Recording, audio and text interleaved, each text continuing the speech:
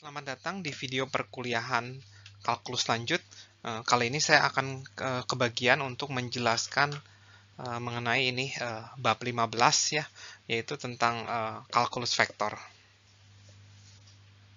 Nah, bab 15 ini ada sekitar 8 subbab yang akan kita bahas ya dalam mungkin 12, 13, 14, 4 pertemuan ke depan ya.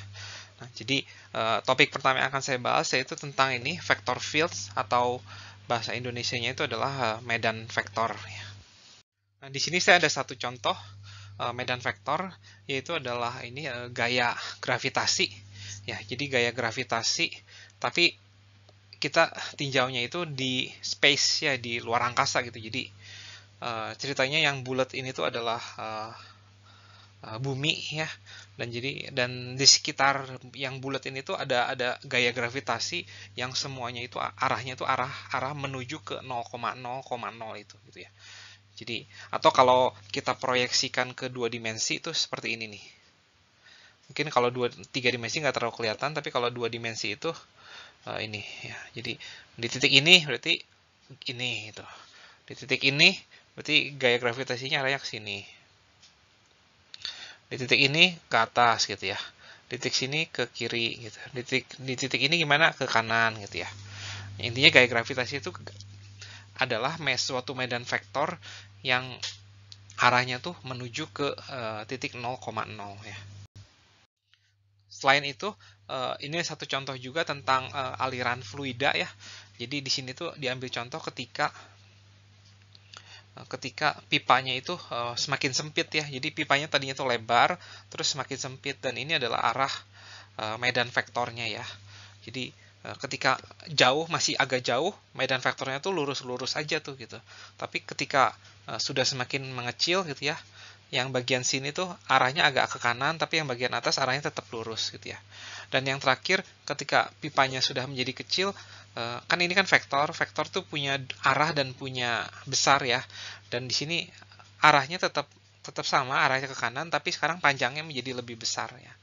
Jadi si panjangnya itu menjadi lebih besar sekarang karena sekarang pipanya semakin sempit ya. Jadi kan kalau pipa semakin kecil kan kecepatan semakin besar ya, debit air semakin besar. Nah, ini adalah definisi dari medan vektor di plane, berarti di R2 ya. Jadi sini. Nih.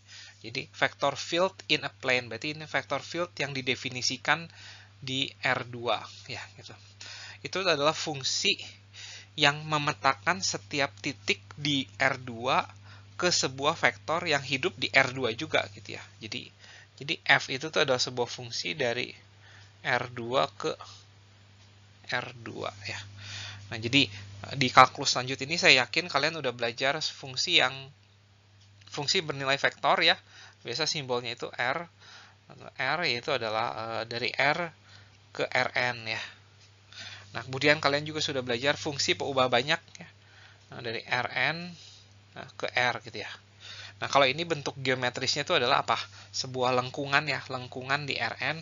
Nah, kalau ini bentuk geometrisnya itu adalah apa? Sebuah permukaan ya, permukaan di Rn gitu ya. Nah, sekarang kita belajar fungsi yang dari Rm ke Rn, yaitu adalah medan vektor ya.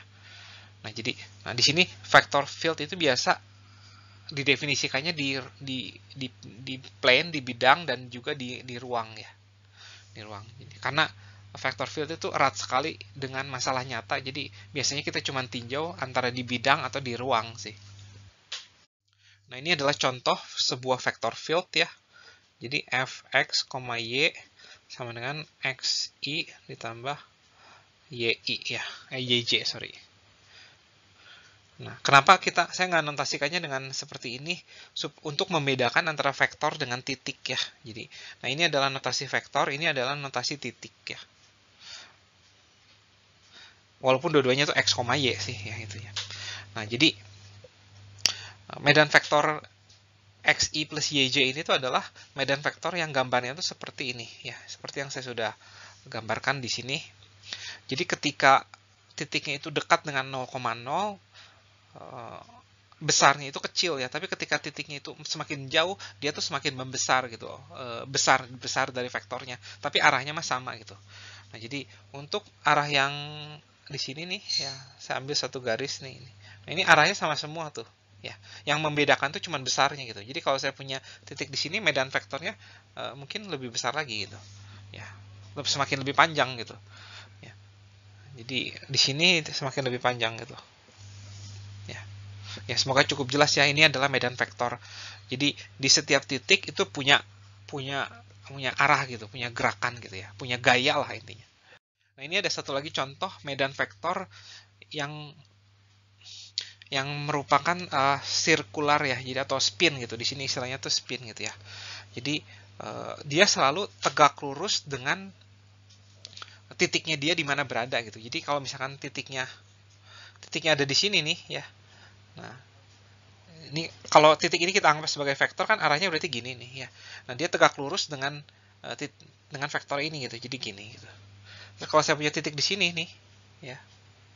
Nah, ini anggap dia sebagai vektor, maka vector field-nya atau medan vektor itu arahnya ke sini. Jadi selalu tegak lurus dengan di mana titik tersebut berada gitu ya. Dan ini adalah formulanya ya. Atau saya lebih suka nyebutnya sebagai seperti ini. Vx, y sama dengan ini.